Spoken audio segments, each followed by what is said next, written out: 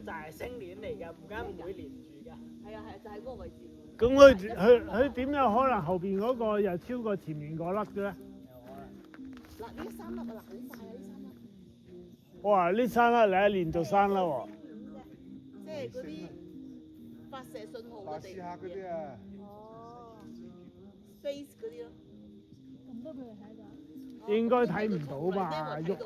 肉眼都睇得到，咪俾人哋攞個導彈都可以打佢落嚟。不過佢真係有個軌跡㗎喎。可以打㗎。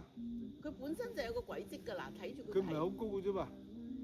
同樣軌跡。你中國航天站都睇得到㗎。咪，但係佢有一啲又會可以超過後邊超過前邊㗎喎。啊！如果你經過廣東嗰個中國航天站都睇到㗎。係啊，中國航天站係睇得到㗎。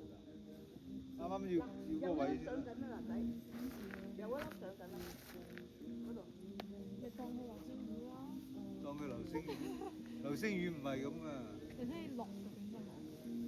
佢一陣間就冇咗㗎啦，流星雨啊！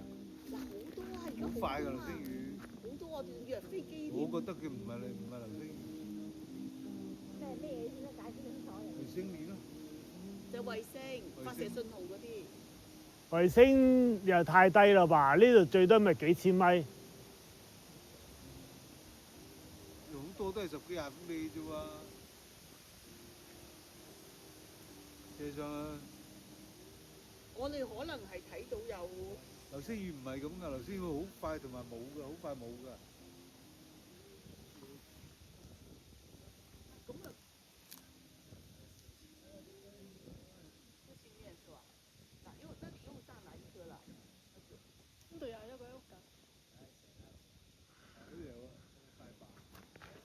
嗱，呢度上嚟一粒，嗱呢度有一粒又係，呢度有一粒。流星雨唔係咁㗎，流星雨係墜落㗎。佢係一個軌跡弧度咁咯。呢度有一粒。呢個星星真係好靚喎。佢咁快。睇埋星鏈添。但係流星雨又快過佢。